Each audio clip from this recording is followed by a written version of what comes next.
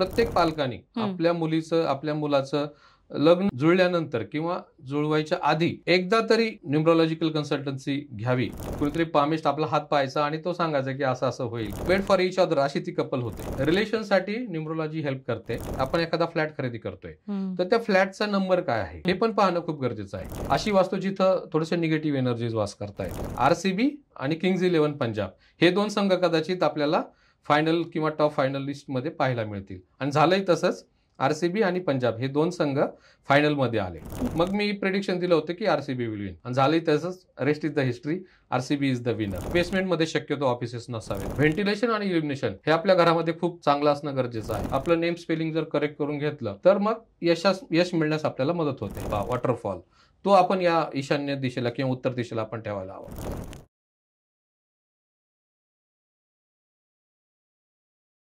नमस्कार, MLA talk show मध्ये तुमचं मनापासून स्वागत आहे. मी आहे तुमची होस्ट अभिलाषा. फेसबुकवर सर्च करा MLA महाराष्ट्रीयन लेडीज असोसिएशन आणि लगेच जॉईन करा. सो आजच्या आपल्यासोबत गेस्ट आहेत एक विशेष व्यक्तिमत्व ज्यांचं अंकशास्त्र, हस्तरेषा आणि वास्तुशास्त्राच्या ज्ञानाने अनेकांचं आयुष्य बदलले. सो आनंद राजगुरू सर गेले 5 वर्षापासून न्यूमरोलॉजिस्ट आहेत, पामिस्ट आहेत आणि वास्तुशास्त्राचा अभ्यास करतात. अनेक लोकांना तोडगे दिलेत आणि अनेकांच्या जीवनामध्ये बदल घडवलाय. सो मनापासून स्वागत आहे तुमचं या शो मध्ये. नमस्ते सर, कसं वाटतं तुम्हाला इथे येऊन? खूप छान मॅम. सर्वप्रथम मॅडम, मी तुमच्याबद्दल खूप ऐकलेलं आहे आणि तुम्ही स्वतःचं घर सांभाळून आणि स्वतःचा जॉब सांभाळून MLA आणि MLBNचं नेटवर्क जे तुम्ही समर्थपणे सांभाळताय हे खरं तर खूप कौतुकास्पद आहे आणि त्या गोष्टीचा खरंच खूप अभिमान आहे. सर्वप्रथम तुमचं अभिनंदन. थँक्यू. सो होस्ट पण आपलं कौतुक करतात. खूप मजा येते सगळं बघायला. सो न्यूमरोलॉजिस्ट आता खूप जास्त त्याच्यावर फोकस केला जातोय. इव्हन मूवीचं नाव पासून प्रत्येकाचं नाव न्यूमरोलॉजीवर बदललं जातं. तर सर्वात प्रथम एक सोप्या शब्दामध्ये सांगा की न्यूमरोलॉजी नेमकं काय? मॅडम, न्यूमरोलॉजी ही एक भाषा आहे. It's a language of numbers. म्हणजे अंकांची भाषा. तर आपण जर पाहिलं तर प्रत्येक अंक आपल्याला काही ना काही सांगत असतो आणि तो काय सांगतो हे फक्त आपण समजून घेतलं. सो ही खूप छान भाषा आहे. न्यूमरोलॉजी आपल्याला एक स्वतःला ओळख करून देतं. न्यूमरोलॉजी आपल्याला एक रोडमॅप प्रोव्हाइड करतं. जर आपण फॉलो केला तर आपण आपल्या आयुष्यात अल्टिमेट हॅपीनेस आणि अल्टिमेट सक्सेस नक्कीच प्राप्त करू शकतो. सुपर. सर, न्यूमरोलॉजी खूप लोक करतायत आणि खूप लोक यशस्वी होताना दिसत आहेत. तर खरंच न्यूमरोलॉजीने यशस्वी होता येतं का?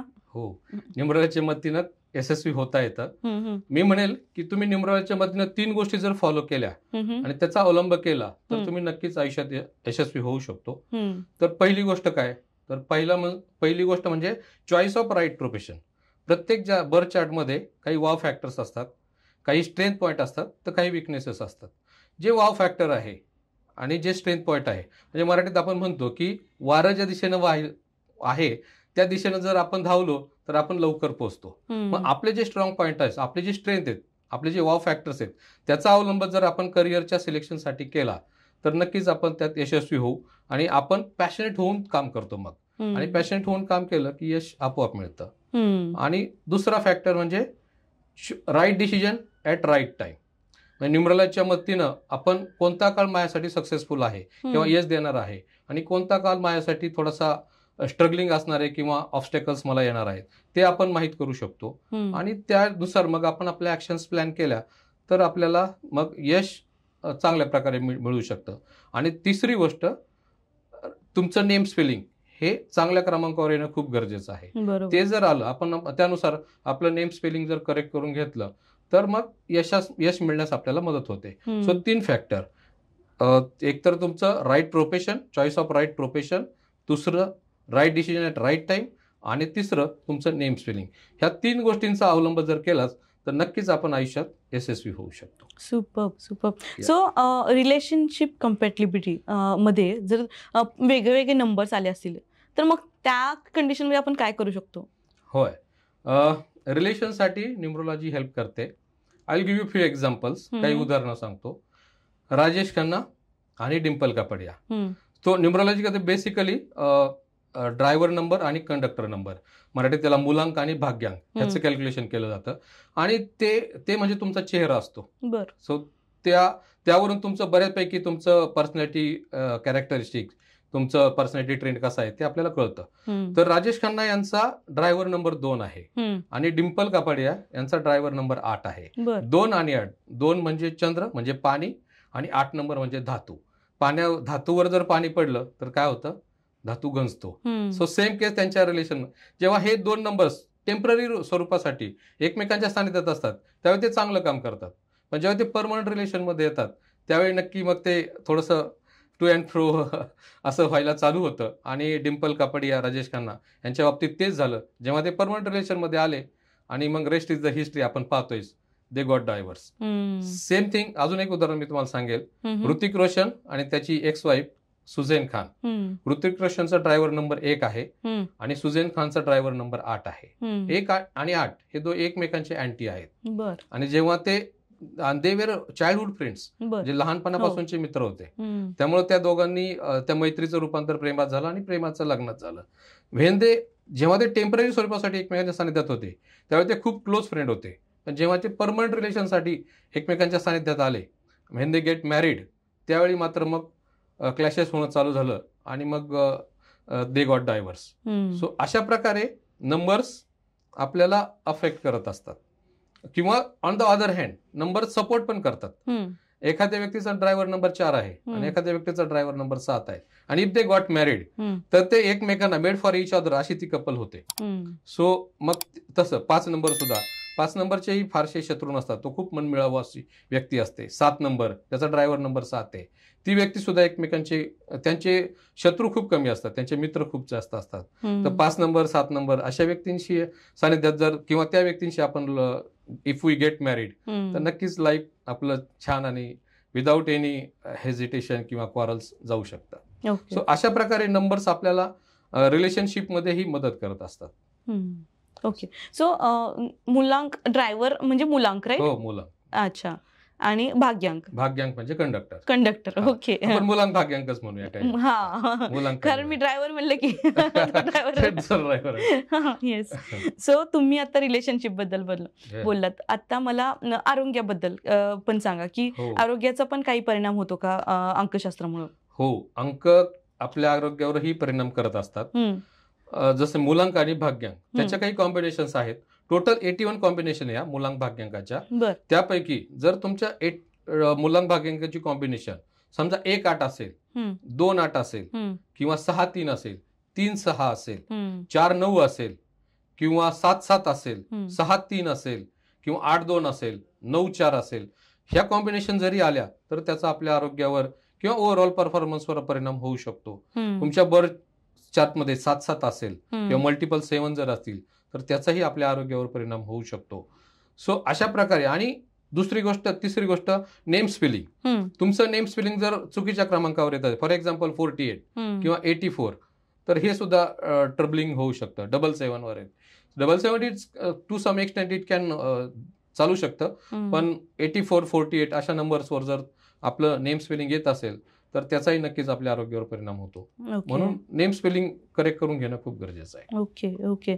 सर, हे आता तुम्ही सांगितलं आरोग्याबद्दल किंवा रिलेशनशिप बद्दल, पण आता डेली रुटीन मध्ये आपण न्यूमरॉलॉजीचा वापर कसा करू शकतो? होय, डेली रुटीन मध्ये आपण न्यूमरॉलॉजीचा वापर करू शकतो. जसं की न्यूमरॉलॉजीच्या मदतीनं आपलं पर्सनल इयर आपल्याला कॅल्क्युलेट करता येतं आणि पर्सनल इयर कॅल्क्युलेट केल्यानंतर ते वर्ष आपल्या मुलांक भाग्यांकाशी सुसंगत आहे का, जर असेल तर ते वर्ष आपल्याला कसं जाईल हे आधीच प्रेडिक्ट करता येऊ शकतं. तसंच अजून गोईंग डिपर आपल्याला आपला पर्सनल मंथही कॅल्क्युलेट करता येतो आणि मग तो पर्सनल मंथ किती नंबरवर येतोय त्याच्यावरून आपल्याला मग तो मंथ कसा आहे, जर तो आपल्याला प्रोग्रेसिव्ह असेल, सहाय्य करणारा असेल, तर आपण महत्वाचे डिसिजन किंवा महत्वाच्या ऍक्टिव्हिटीज आपण त्या पर्सनल मंथमध्ये करू शकतो. आणखी थोडंसं डिपर जायचं झालं तर आपण पर्सनल डे पण कॅल्क्युलेट करू शकतो. मग तो डे आपल्या मुलांक भाग्यांकाशी सुसंगत येतोय का, तो आपल्याला सपोर्टिव्ह आहे का, हे पाहून आपण आपल्या महत्वाच्या घडामोडी किंवा महत्वाचे इव्हेंट्स आपण त्या पर्सनल डेला कॅल्क्युलेट करू शकतो. बरोबर. सो अशा पद्धतीने numerology can help us to plan our daily activities. Super. So त्यासोबत रंगाचं पण काही महत्व आहे का? होय, रंग माझा न्यूमरॉलॉजीला हा एक खूप आवडता सब्जेक्ट आहे. त्याच्या आधी मी तुम्हाला एक हिस्ट्री मला सांगायला आवडेल मॅडम. रिसेंटली मार्चमध्ये साधारण IPL 2025चं मार्चमध्ये IPL चालू झालं आणि ओव्हरऑल सगळं जे पाहता नॉर्मली सगळ्यांना अपेक्षित विजेते वेगळे होते, पण साधारण 19 एप्रिलच्या आसपास एप्रिलच्या मध्यावर मी एक प्रेडिक्शन दिलं होतं की हे जे ओव्हरऑल हे जे वर्ष आहे हे 2025 म्हणजे 9 वर येते आणि म्हणून हे मंगळाचं वर्ष आहे असं म्हटलं जातं. सो ते सगळं पाहता मी असं एक प्रेडिक्शन दिलं होतं की यावेळेचं सगळं मंगळाचं हे वर्ष आहे आणि हे पाहता लाल कलर ड्रेस घालणारे संघ जे आहेत त्यांना याच्यात वर्चस्व मिळण्याची संधी आहे. आणि म्हणून RCB आणि किंग्ज 11 पंजाब हे 2 संघ कदाचित आपल्याला फायनल किंवा टॉप फायनलिस्ट मध्ये पाहायला मिळतील. आणि झालंय तसंच. RCB आणि पंजाब हे 2 संघ फायनलमध्ये आले. ज्यावेळी 4 दिवसापूर्वी आले साधारण, आणि ज्यावेळी हे 2 संघ फायनल खेळणार हे ठरलं त्यावेळी माझ्या मित्रांनी मला विचारलं आता सांग आता कोण जिंकेल. तू तर म्हणता कलर, दोन्ही संघाचे कलर म्हणजे लाल रेड कलर ड्रेसेस होते. त्यामध्ये पाहिलं तर RCBचा संघ थोडासा जास्त रेड कलर होता आणि किंग्ज 11 पंजाबचा जो कलर हे आहे तो थोडा कमी रेड होता. त्यावरून मग आणि बाकी सगळं कॅप्टन्स आणि त्यांची बर्चा स्टडी करून मग मी प्रेडिक्शन दिलं होतं की RCB विल विन, आणि झालंय तसंच. Rest is the history. RCB is the winner. So this way colour plays a major, म्हणजे एक टू सम एक्सटेंट जेव्हा दोन्ही तुल्यबळ संघ एकमेकांसमोर असतात त्यावेळी कोण वर्चस्व गाठेल हे ज्यावेळेस आपण पाहतो त्यावेळी कुठं ना कुठं कलरची मदत होत असते, हा माझा अभ्यास सांगतो. To support my sentence I will give you few more examples. फुटबॉलमधली जास्तीत जास्त विजेतेपद पटकावलेली टीम आहे ब्राझील आणि ब्राझीलचा कलर कोड आहे येलो. तसंच जर क्रिकेटमध्ये पाहिलं आपण तर क्रिकेटमध्ये सर्वात जास्त विजेतेपद पटकावणारा संघ आहे ऑस्ट्रेलिया. ऑस्ट्रेलियाचाही कलर कोड येलो आहे. त्यानंतर IPL मध्ये आलो आपण पाहिलं तर जवळजवळ 5 ते 6 विजेतेपद ही चेन्नई सुपर किंग्सने पटकावलेली आहे आणि चेन्नई सुपर किंग्सचा कलर कोड ही येलो आहे. सो इट शोज की काही ना काही पिवळा रंग हा यशस्वीतेकडे पोहोचण्यासाठी मदत करतो. बरोबर. ऑन द अदर हँड भारताचा कलर, भारताच्या इंडियन क्रिकेट टीमचा जर कलर कोड पाहिला तर तोही ब्ल्यू आहे आणि आता थोडेसे ऑरेंज कलर्ड तिथं स्ट्रिप्स आपण पाहतो. तर ऑरेंज कलर थोडंसं ॲग्रेशन द्यायला मदत करतोय आणि ओव्हरऑल ब्ल्यू. इव्हन IPL मध्ये सुद्धा मुंबई इंडियन्स संघाचाही कलर कोड तिथं ब्ल्यू आहे. सो ब्ल्यू रंग ही कुठं ना कुठं यशस्वी होण्यासाठी सुद्धा मदत करतो.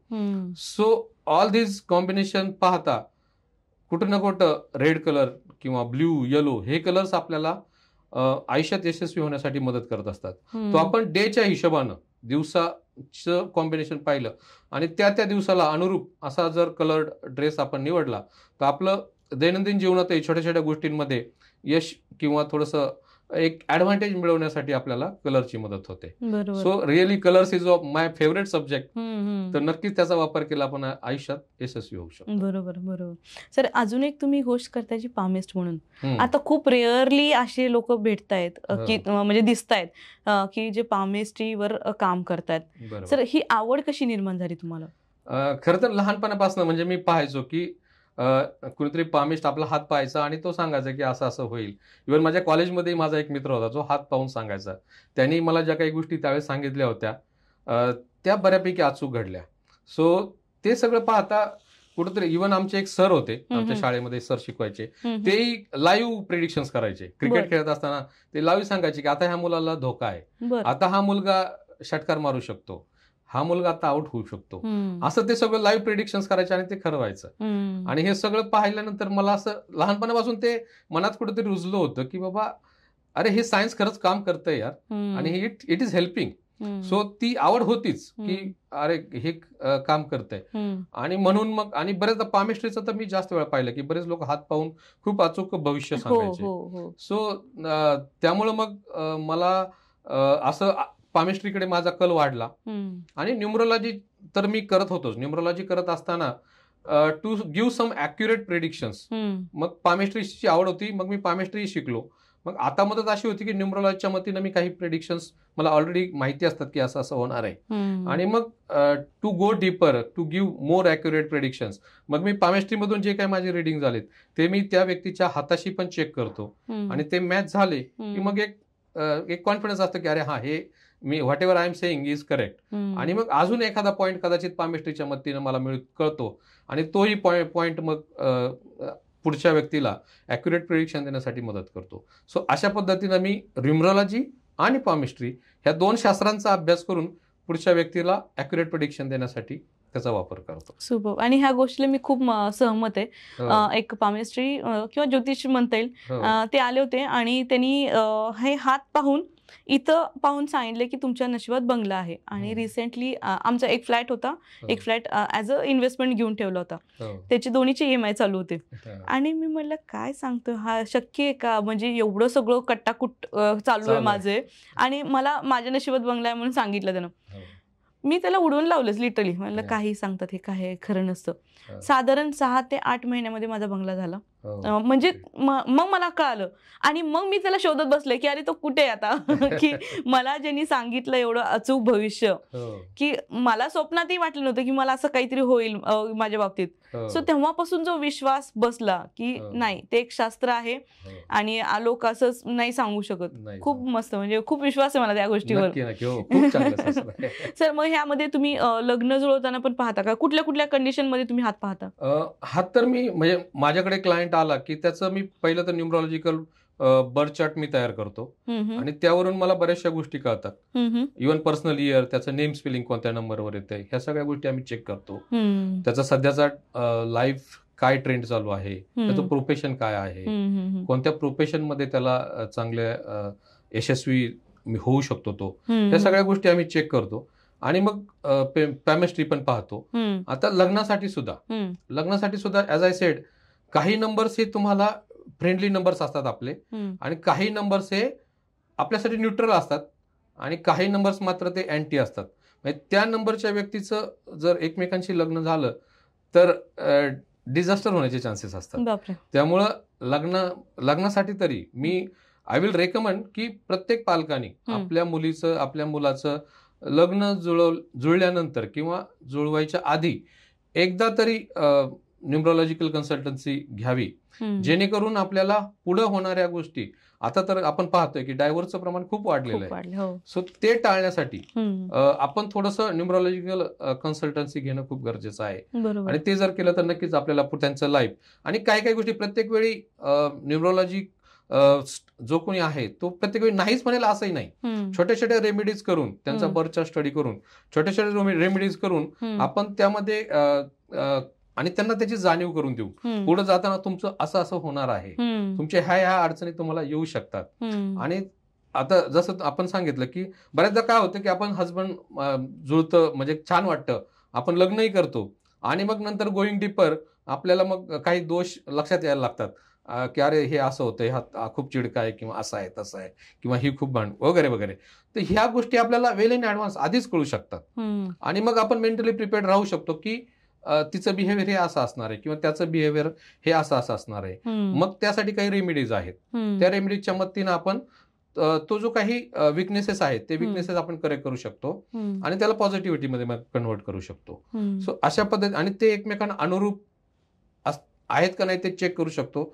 अनुरूप थोड्याफार त्रुटी असतील तर त्या रेमेडीच्या मदतीनं दुरुस्त करून आपण पुढे जाऊ शकतो. बरोबर. सो प्रत्येकाने लग्नासारखा महत्वाचा डिसिजन घेण्याआधी ऍटलिस्ट न्यूमरॉलॉजिस्टची कन्सल्ट करावं असं मला खूप मनापासून वाटतं. कारण मी ह्या गोष्टीला पण सहमत आहे. कारण माझ्याच लग्नाच्या वेळेस मम्मीनं पाहिलं होतं, तर तेव्हा आमच्या दोघांची नाड ऐकू येत होती.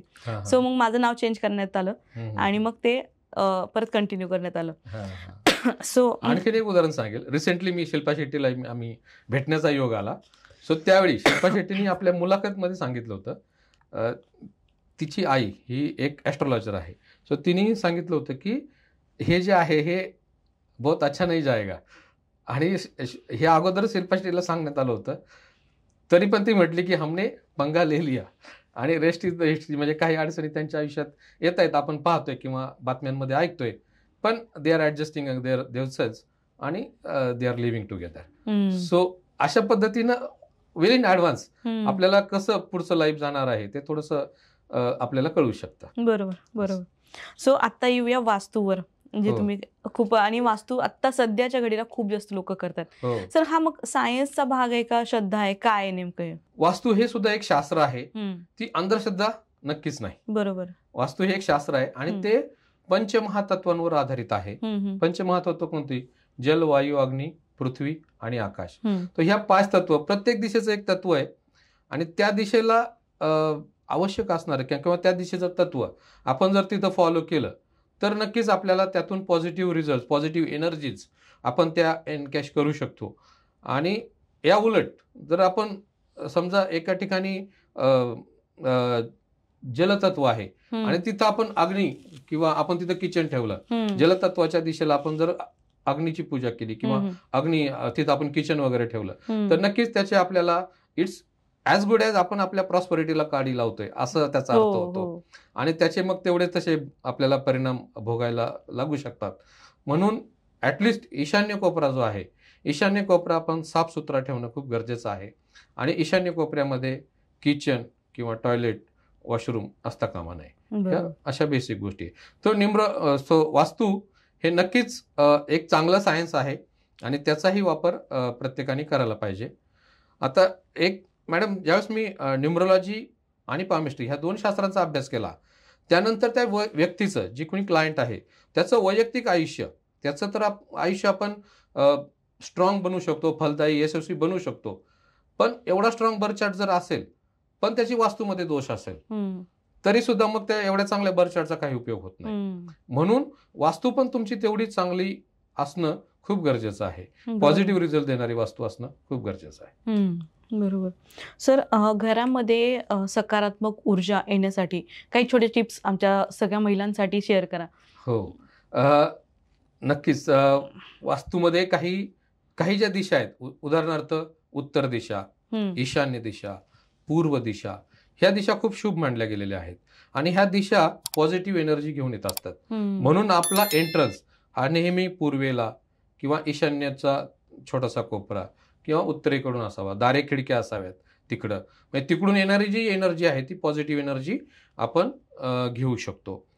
त्या मानानं शक्यतो दक्षिणची बाजू आहे, दक्षिण बाजू म्हणा, दक्षिण बाजू शक्यतो तिथून येणारे जे वारा आहे किंवा येणारा जो प्रकाश आहे तो शक्यतो कमी खिडक्या असावा किंवा क्वचित ते उघडल्या जाव्यात अशा पद्धतीनं.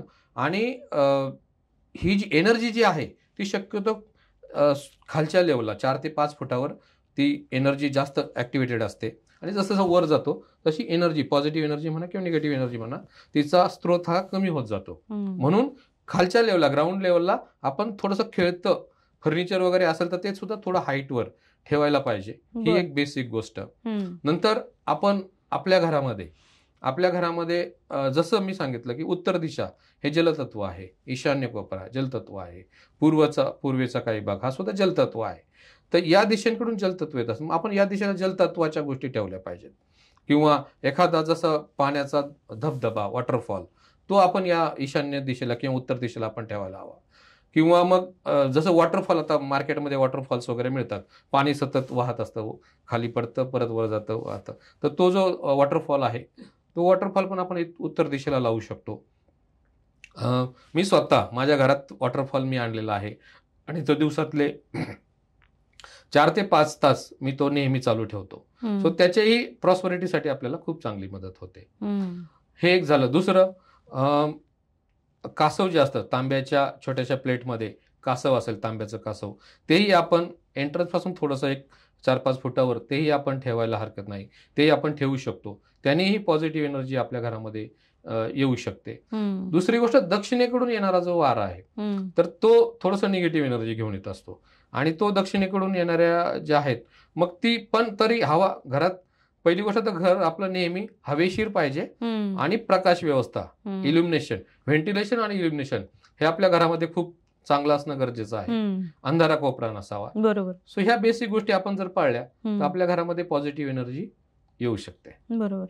सर वर्क प्लेस मध्ये काय वास्तुशास्त्राचा रोल आहे? वर्क प्लेस, कामाची जागा, ऑफिस प्लेसेस. तर पहिली गोष्ट, मी बरेचसे माझा जो अनुभव सांगतो मॅडम, बरेचसे ऑफिसेस जे आहेत ना, पहिली गोष्ट ऑफिसेस हे बेसमेंटमध्ये असता कामा नये. कारण तिथे एनर्जी लेवल खूप कमी असते. आणि बरेच मी जे पाहिले, माझा जो अभ्यास आहे, बेसमेंटमध्ये बऱ्यापैकी जे ऑफिसेस वगैरे आहेत त्यांची एकतर फारशी प्रगती होत नाही किंवा मग बरेचसे ऑफिसेस किंवा बेसमेंटमधले ऑफिसेस बऱ्याच काही वर्षानंतर ते बंद करावे लागतात किंवा बऱ्याचशा ओनर्सनी ते बंद केलेले आहेत, असा माझा आजपर्यंतचा अनुभव आहे. त्यामुळे बेसमेंटमध्ये शक्यतो ऑफिसेस नसावेत किंवा ऑफिसेस शक्यतो पूर्वेला, उत्तरेला, ईशान्य कोपऱ्यातून अशी त्याची एंट्रन्स असावी. आणि ऑफिसेसमध्ये काही उत्तर दिशेला आपण कुबेराची मूर्ती, कुबेराचं फ्रेम आपण ती लावू शकतो, त्याने आपल्याला पॉझिटिव्ह एनर्जी मिळू शकते. दुसरं, दक्षिणेला फेसिंग करणारा सिल्वर घोडा आपण त्या ठिकाणी लावू शकतो. किंवा उत्तरेला फेसिंग करताना गोल्डन हॉर्स तोही आपण लावला तर आपल्याला त्या ऑफिसमध्ये आपल्याला पॉझिटिव्ह रिझल्ट पाहायला मिळतील. दुसरं, वास्तूमध्ये आणखीन एक माझा अनुभव सांगतो मॅडम. माझा एक मित्र जो ऑफिस म्हणजे एक बिझनेस करत होता आणि त्याला माहीत होतं की मी वास्तुशास्त्राचा अभ्यासक आहे आणि वास्तुशास्त्र मी फॉलो करतो, कन्सल्टन्सी देतो. सो एखादी वास्तू ते आपल्याला भरभराट व्हावी म्हणून वास्तुदोष निवारक यंत्र आहेत, काही गोष्टी आहेत ज्या आपण वास्तूच्या त्या एरियामध्ये आपण जर त्याचं पूजन केलं आणि त्या पुरल्या तर त्याचे आपल्याला पॉझिटिव्ह व्हायब्रेशन्स मिळताना दिसतात. सो ती वन ऑफ ती एक रेमेडी आहे. सो मी त्याला ते माहिती होतं, त्याला मी बोलता बोलता कधीतरी सांगितलं होतं आणि त्याने ते लक्षात ठेवून तो माझ्या मागेच लागला की हे मला करून द्या. आणि मी त्याला ती रेमेडी करून दिली आणि विदिन अ इयर त्याच्या प्रोग्रेसमध्ये ग्रोथ होताना लक्षात आलं. आणि त्यांना ज्यावेळेस त्याने त्याच्या मित्राला सांगितलं, हा जो पहिला मित्र होता हा तर ओनर होता, त्यामुळे त्याच्या त्या ऑफिसमध्ये त्या रेमेडीज करणं शक्य होतं कारण त्याची स्वतःची हे होती. आणि दुसऱ्या एका मित्रानं, मग त्याच्या मित्राच्या मित्रानं त्यांनी हे सगळं ऐकलं आणि तोही म्हटला, सर मलाही हे करून द्या, ही रेमेडी करून द्या. पण मी त्याला ज्यावेळेस ती ऍक्च्युली तो वॉज अ लेंडर, म्हणजे तो तिथं किरायेदार होता त्या ऑफिसचा, तरी पण त्यांनी मला आग्रह केला की मला सर हे तुम्ही माझ्या वास्तू, मी मालकाची परवानगी घेतो पण मला हे करून द्या. आणि त्याला ते करून दिलं. सो आणि त्याच्याही पर्सनल म्हणजे वैयक्तिक प्रोफेशनल लाईफमध्ये त्याच्याही मल्टिप्लाइड बाय 3 त्यांचा आज जो काही इन्कम होता अगोदर त्याच्यामध्ये 3 पट जास्त त्यांना आता प्रोग्रेस दिसतोय. आणि त्यामुळे मग ही गोष्ट इतर लोकांनाही आता माहित होते आणि त्याचे कन्सल्टन्सीज चांगले येताना दिसत आहेत आता सध्या. सुपर. सो आता काही टिप्स तुम्ही शेअर केल्या, अजून काही असतील का की बजेट फ्रेंडली वास्तू आपण करून घेऊ शकतो? बरोबर.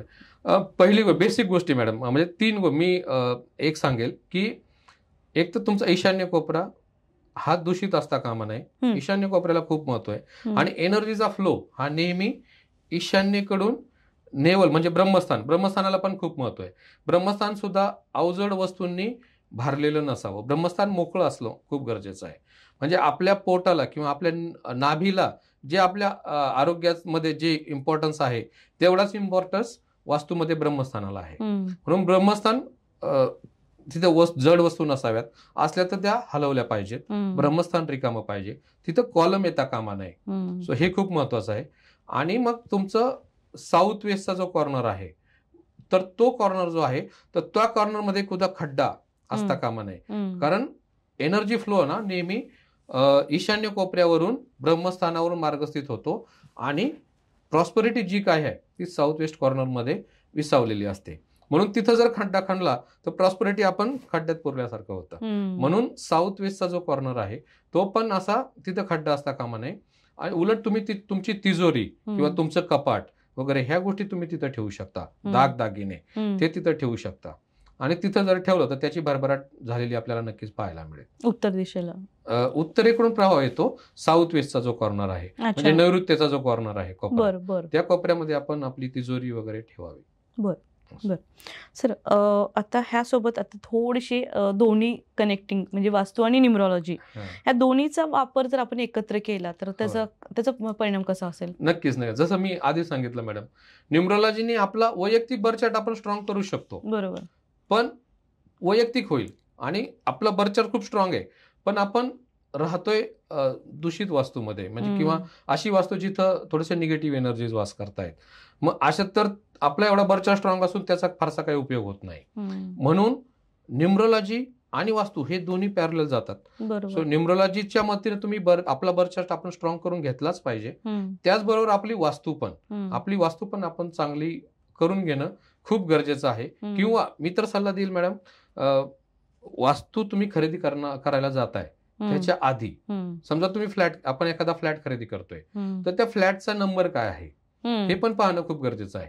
आणि तो फ्लॅटचा नंबर आपल्या बर्थ चार्टशी सुसंगत आहे की नाही, आपल्या मुलांक भाग्यांकाशी तो सुसंगत आहे की नाही हे पण चेक करणं गरजेचं आहे. ते जर केलं तर नक्कीच आपल्याला फायदा होईल.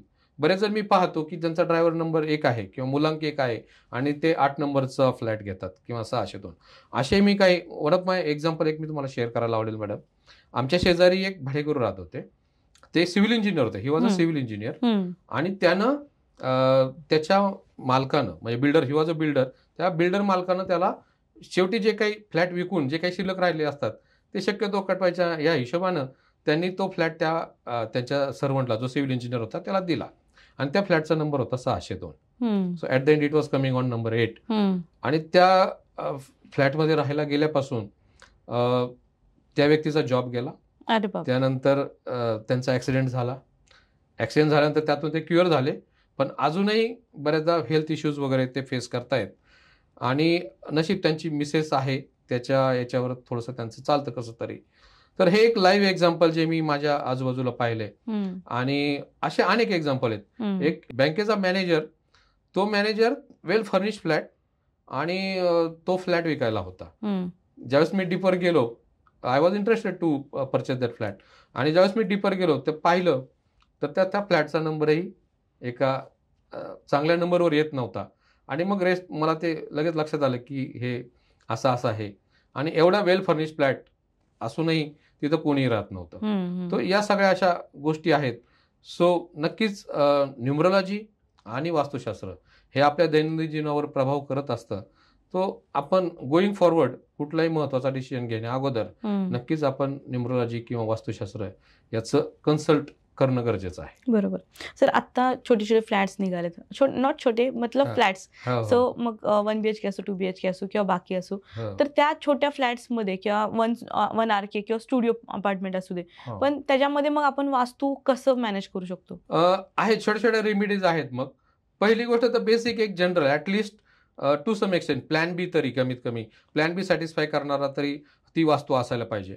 जसं मी सांगितलं की बाबा त्या फ्लॅटचा नंबर काय आहे, तो तुमच्या बर्थ चार्टशी सुसंगत आहे का, ते पहिलं पहा. जर नसेल तर घेऊ नका. I will request not to take that. आणि वास्तू महत्वाचं, ईशान्य कोपरा दूषित आहे का हे पहा. नंतर ब्रह्मस्थान त्याचं जे आहे ते ऍटलिस्ट ते मोकळं पाहिजे, त्याच्यावर काही कन्स्ट्रक्शन केलेलं नसावं, कॉलम नसावा. आणि मग बाकीचं मग समजा साऊथकडनं काही व्हेंटिलेशन येतंय, खिडक्या वगैरे आहेत, मग अशा वेळी आपण त्यासमोर मिरर लावून येणारी जी निगेटिव्ह एनर्जी आहे ती निगेटिव्ह एनर्जी आपण परत पाठवू शकतो. आणि जी पॉझिटिव्ह एनर्जी येते ती स्टोअर करण्यासाठी आपण मग त्या ठिकाणी चांगलं व्हेंटिलेशन, आपण विंड चाइम्स, साधारण वायव्य कोपरा जो आहे, वायव्य कोपऱ्यामध्ये आपण विंड चाइम्स लावू शकतो. आणि त्याच्यामुळं ते विंड चाइम्स जर लावलं तर त्यांनी पॉझिटिव्ह एनर्जी आपल्याला तिथून मिळते आणि आपल्या भरभराटीसाठी त्याची मदत होते. खूप मस्त. हा एक पॉइंट खूप छान सांगितलं तुम्ही विंड चाइम्सचा. असं मला असं वाटत होतं की अरे फक्त हे शो साठी आपण लावतोय, पण त्याचा एक वास्तुशास्त्र काय म्हणतात त्याला, त्या दृष्टिकोनातून एक उपयोग आहे. ओके सर, लोकांमध्ये न्यूमरोलॉजी आणि वास्तुशास्त्र यामध्ये काही गैरसमज आहेत, तर ते कुठले आहेत? होय, पहिला गैरसमज असा आहे मॅडम की जो माझा जन्म डेट आहे, म्हणजे माझे ज्या तारखेला माझा जन्म झाला ती जी तारीख आहे आणि त्याची जी काही एंड बेरीज येते तो माझा शुभ क्रमांक आहे. एक्झाम्पल, एखाद्याचा जन्म 26 तारखेला झाला किंवा 17 तारखेला झाला तर त्याचा मूलांक हा 8 होतो. मग त्या व्यक्तीला वाटतं की 8 नंबर हा माझा शुभ क्रमांक आहे. एखाद्याचा जन्म 22 तारखेला झाला तर टोटल बेरीज 4 येते. मग त्याला वाटतं 4 नंबर हा माझा शुभ क्रमांक आहे, शुभ अंक आहे. तर तसं नसतं ते. ऍक्च्युली प्रत्येक नंबरचे काही फ्रेंडली नंबर्स आहेत आणि ते ठरलेलं आहे, त्याचा एक चार्टच आहे. तो त्या चार्टनुसार जर आपण फॉलो करायला हवं. आणि म्हणजे एक अजम्पशन न करता आपण प्रॉपर गायडन्स घेऊन आपले शुभ नंबर्स कोणते ते आपण डिसाईड करायला हवं. बरोबर. हे एक. दुसरं, बऱ्याचदा वास्तुशास्त्राच्या बाबतीत पहिला गैरसमज आहे की वास्तुशास्त्र हे एक अंधश्रद्धा आहे, एक थोतांड आहे. तर मला सर्व प्रेक्षकांना आपल्याला सांगावंसं वाटेल की आपले पूर्वज खूप हुशार होते. त्यांनी हा सगळा खूप डीप अनालिसिस करून, खूप चांगला अभ्यास करून ही शास्त्र निर्माण केलेली आहेत. तर ही शास्त्र म्हणजे अंधश्रद्धा नक्कीच नाही, थोतांड नक्कीच नाही. ज्यावेळेस आपण दैनंदिन जीवनामध्ये आपल्या आजूबाजूची लोक अभ्यासतो, आपण आजूबाजूची ज्यावेळेस त्यांचे एक्सपिरियन्सेस पाहतो आणि त्यावेळेस डीप अनालिसिस केल्यानंतर असं लक्षात येतं की न्यूमरोलॉजी आणि वास्तुशास्त्र ही खरंच खूप सहाय्य करणारी शास्त्र आहेत. बरोबर. आणि त्याच्याकडे अंधश्रद्धा म्हणून दुर्लक्ष केलं तर शेवटी लॉस आपलाच होणार आहे. त्यामुळे ही जी शास्त्र आहेत ही एक सहाय्यकारी, आपल्याला मदत करणारी शास्त्र आहेत आणि त्यांचा आपण आपल्या फायद्यासाठी वापर करून घेतला पाहिजे. बरोबर. सर, एखादा व्यक्ती असतो ना जो फक्त सायन्सवर विश्वास ठेवतो पण न्यूमरॉलॉजी आणि वास्तूवर नाही विश्वास ठेवत, तर त्यांनी जर खरंच न्यूमरॉलॉजी करून घेतलं तर फायदा होतो का तशा लोकांना? हो मॅडम, मला स्वतःच मला सांगावं वाटेल की मी सायन्सचा स्टुडंट आहे. I am a mechanical engineer आणि लास्ट 23 इयर्स मी मेकॅनिकल इंजिनिअरिंग करतोय. एका चांगल्या MNC ऑर्गनायझेशनमध्ये प्रोडक्शन मॅनेजर म्हणून काम करतो आहे. सो मी स्वतः सायन्सचा स्टुडंट आहे. वैज्ञानिक दृष्टिकोन मी पण बाळगतो, पण एक स्पिरिच्युअल बेसही आहे. आणि ज्यावेळेस आपण आपल्या आजूबाजूला घडणाऱ्या गोष्टी ज्यावेळेस आपण पाहतो, त्याचा अभ्यास करतो, ज्यावेळेस जे काही मी न्यूमरोलॉजिकल माझा जो स्टडी आहे त्याच्या सुरुवातीला जे काही मी शिकलो, आणि आमचे गुरु आम्हाला नेहमी सांगतात मानो मत जानो. तुम्ही केवळ मी सांगतोय किंवा मी शिकवतोय म्हणून तुम्ही लगेच त्याच्यावर ब्लाइंडली विश्वास ठेवू नका. मी जे काही शिकवतोय त्याचा तुम्ही अभ्यास करा. मग मी सुरुवातीची 1-2 वर्ष मी स्वतः कन्सल्टन्सी द्यायला सुरुवात केलीच नाही. मी पहिला अभ्यास केला की आपण जे शिकलोय ते खरंच तसं वर्क होतंय का. आणि त्यानंतर ज्यावेळेस मी ते एक्सपिरियन्स करत गेलो, मी ते ऑब्झर्व करत गेलो, अनेक बर्चर स्टडी केले, आमच्या सहकाऱ्यांचे, माझ्या पर्सनल फॅमिली मेंबर्सचे, आजूबाजूच्या लोकांचे बर्चर, इव्हन काही जे आपले प्रसिद्ध नेते आहेत, विशेषतः आता न्यूमरोलॉजीवर ज्यावेळेस आपण डिस्कस करतो त्यावेळेस मी सांगतो. पण हा सगळा अभ्यास केल्यानंतर असं लक्षात आलं की अरे यार, हे सायन्स खरंच खूप चांगलं आहे आणि हे वर्क करत आहे. आणि मग तो अभ्यास आणि ते एकदा माझा विश्वास बसला आणि एकदा तो अभ्यास इट वर्क्स, इट हेल्पफुल हे लक्षात आल्यानंतर मग मी लोकांना कन्सल्टन्सी द्यायला चालू केली. सो गेले ओव्हरऑल 5 वर्ष मी या सायन्सचा अभ्यास करतोय आणि 3 वर्ष मी कन्सल्टन्सी देतोय आणि लोकांना त्याचे खूप चांगले रिझल्ट मिळत आहेत. पीपल आर आणि क्लायंट्स त्याची नक्कीच त्याची मदत होते आणि त्याचा फायदा होतोय. So these are really good sciences. Okay sir, name numerology बद्दल तुम्ही काहीतरी सांगत होता. हो madam, name numerology is a master stroke of numerology. तर नेम न्यूमरोलॉजी मध्ये अनेक प्रॉब्लेम. आता एखादी व्यक्ती जेव्हा जन्माला येते त्यावेळी ती एक ठराविक डेट घेऊन जन्माला येते. म्हणजे त्या व्यक्तीचा जन्म डेट, तो मंथ आणि ते वर्ष, बरोबर, हे तर फिक्स असतं, हे आपण बदलू नाही शकत. मग त्यानुसार मग तुमचा मूलांक भाग्यांक कॅल्क्युलेशन होतं आणि तुमचा बर्थ चार्ट तयार होतो. ह्या गोष्टी फिक्स आहेत, यात आपण बदलू नाही शकत. मग काही नंबर्स आपल्या मिसिंग असतील, आपल्या बर्थ चार्ट मध्ये मिसिंग असेल, मग त्या नंबर्सची कारक असणाऱ्या ग्रहाचे फल किंवा त्याचे जे फायदे ते आपल्याला मिळत नाहीत. मग ते फळ तर आपल्याला घ्यायचंय. मग ते घ्यायचं कसं, तर ते नेम न्यूमरोलॉजी. तुमचं नाव हे एका चांगल्या नंबरवर येणं खूप गरजेचं आहे. मी काही एक्झाम्पल्स या ठिकाणी शेअर करू इच्छितो की एक्झाम्पल नरेंद्र मोदीजींचं नाव हे 5 नंबरवर येत आहे आणि 5 नंबर हा बॅलन्सचा नंबर आहे, सक्सेसचा नंबर आहे आणि तो प्रत्येकाशी त्याचं स्थान जे पाहिलं आपण बर्थ चार्ट मध्ये तो इक्वल डिस्टन्सवर तो प्लेस केलेला आहे आणि त्यामुळं त्याचं सगळ्यांशी खूप चांगलं जमतं. सो नंबर 5, 6, 3, 1 असे हे काही मोजके नंबर्स आहेत. त्या नंबरवर जर आपलं नाव आलं तर ते आपल्याला फक्त एकच आहे की ते आपल्या बर्थ चार्ट किंवा मूलांक भाग्यांकाशी सुसंगत आहेत का नाही ते फक्त एकदा क्रॉस चेक करून घेणं गरजेचं आहे. आता one of the example Tata हे नाव 10च्या 1 वर येत आहे आणि अजून जर समजा गल्फमध्ये आपल्याला एक लक्झरियस कंट्रीमध्ये व्हिजिट द्यायचं झालं तर कुठल्या कंट्रीमध्ये जायला तुम्हाला आवडेल? दुबई ना. दुबई. सो दुबई हे नाव 14च्या 5 वर येत आहे. China irrespective of the country किंवा ते काय करतायत वगैरे ह्या गोष्टी थोड्याशा बाजूला ठेवल्या तर चायना हे नाव 15च्या 6 वर येते. त्यामुळे लक्झरियस लाईफ, नेम, फेम ह्या गोष्टी ऑलरेडी त्यांना मिळालेल्या आहेत आणि ते आता अमेरिकेलाही कॉम्पिट करतायत सध्या. सो एक महासत्ता किंवा त्यांच्याकडे त्यांना व्हायचं आहे, पण at least they are competing with America. So ते एक आहे.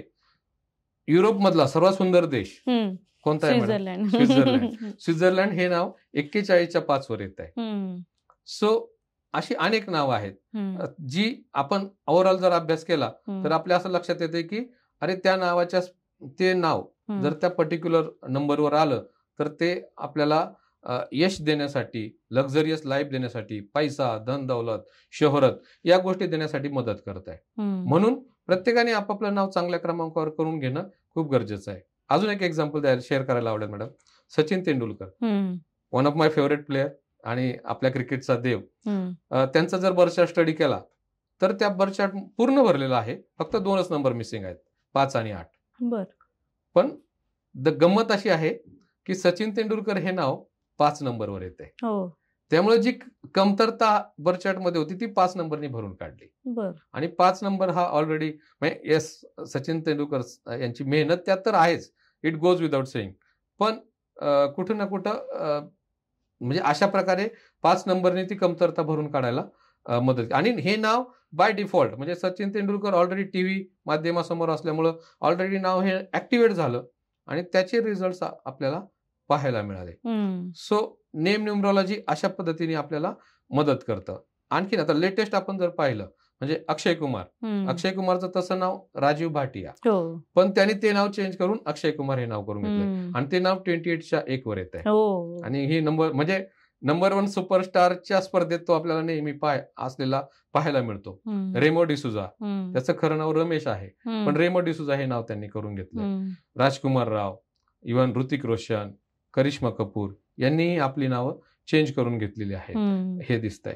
सो कुठं ना कुठं नेम स्पेलिंग जे आहे ते आपल्या आयुष्यात यशस्वी होण्यासाठी नक्कीच मदत करतं. सो आय विल सजेस्ट की प्रत्येक पालकांना माझं खरं तर नम्र विनंती आहे की आपलं तर आयुष्य ठीक आहे, आपण इंटरव्ह्यू पर्यंत पोहोचलेलो आहोत असं म्हणायला हरकत नाही, पण आपलं पाल्य जो आहे त्याचं पाल्य तुम्ही त्याचा बर्थ चार्ट स्टडी करून घेणं खूप गरजेचं आहे. ते जर केलं तर त्याचं तुम्हाला त्याचे स्ट्रेंथ पॉइंट्स कळतील, त्याचा वाव फॅक्टर असेल. मी असे बरेच बर्थ चार्ट पाहतो मॅडम, त्या बर्थ चार्ट मध्ये राजयोग असतात पण त्यांना माहितीच नसतं. म्हणजे कस्तुरीमृगासारखी आपली अवस्था असते, म्हणजे नाभीमध्ये सुवासिक हे आहे पण ते माहितीच नसतं. मग बऱ्याच जणांच्या बर्थ चार्ट मध्ये गोल्डन राजयोग असतो, सिल्व्हर राजयोग असतो, किंवा ते व्यक्ती असं असतं की तो स्पोर्ट्समध्ये खूप चांगलं काम करू शकेल किंवा ऑकल्ट फील्डमध्ये ते चांगलं काम करू शकेल, पण त्यांना ते माहितीच नसतं. आणि मग राजयोग आहे, मग तो फलित कसा करायचा, ऍक्टिव्हेट कसा करायचा हेही माहीत नसतं. आणि मग एवढा चांगला बर्थ चार्ट असूनही तो व्यर्थ किंवा वाया गेलेला आपण पाहतो. हे होऊ नये म्हणून मी प्रत्येक पालकाला विनंती करेल की त्यांनी आपल्या पाल्याचं बर्थ चार्ट एकदा स्टडी करून घेणं खूप गरजेचं आहे. आणि त्यांचं नाव हे चांगल्या क्रमांकावर आलं तर नक्कीच त्याचा यशस्वी होण्यासाठी फायदा होऊ शकेल. सर, तुम्ही आज इकडे आलात आणि खरंच खूप सुंदर आम्हाला मार्गदर्शन केलंय. निश्चित MLA चे खूप लोक, मेन ऑडियन्स आमचा MLA आहे, महाराष्ट्रीयन लेडीज असोसिएशन. सो बरेच लोक तुम्हाला कनेक्ट होतील निश्चितच, आणि तुम्ही नक्कीच अजून ह्यापेक्षा लाखो काय म्हणतात आयुष्य बदलताल तुम्ही. सो थँक्यू सो मच, तुम्ही आज इथं आलात आणि आमच्यासोबत मनसोक्त गप्पा मारल्या त्याबद्दल धन्यवाद. जाताना फक्त एकच सांगावंसं वाटेल मॅडम, हर पतंग को एक दिन कचरे के डिब्बे में जाना है. हर पतंग को एक दिन कचरे के डिब्बे में जाना है, लेकिन उससे पहले आसमां छू के दिखाना है. अशी प्रत्येकाची इच्छा असते आणि आपल्याकडे ती ताकद पण आहे. सचिन तेंडुलकर आपल्यासारखा सर्वसामान्य माणूस होता, नरेंद्र मोदीजी आपल्यासारखे सर्व, जर ते एवढ्या उंचीपर्यंत जाऊ शकतात तर आपणही का नाही, आपणही ते करू शकतो. पण गरज आहे या शास्त्रांचा अवलंब करण्याची आणि त्यानुसार आपल्या ऍक्शन्स प्लॅन करण्याची. आणि ते केलंच तर नक्कीच आपण आपलं आयुष्य सुफम सुफजलम करू शकतो. आणि त्यासाठी माझी काही मदत लागली तर नक्कीच मी त्या ठिकाणी मदत करायला मला नक्कीच आवडेल. मी आपलाच आहे. थँक्यू. थँक्यू.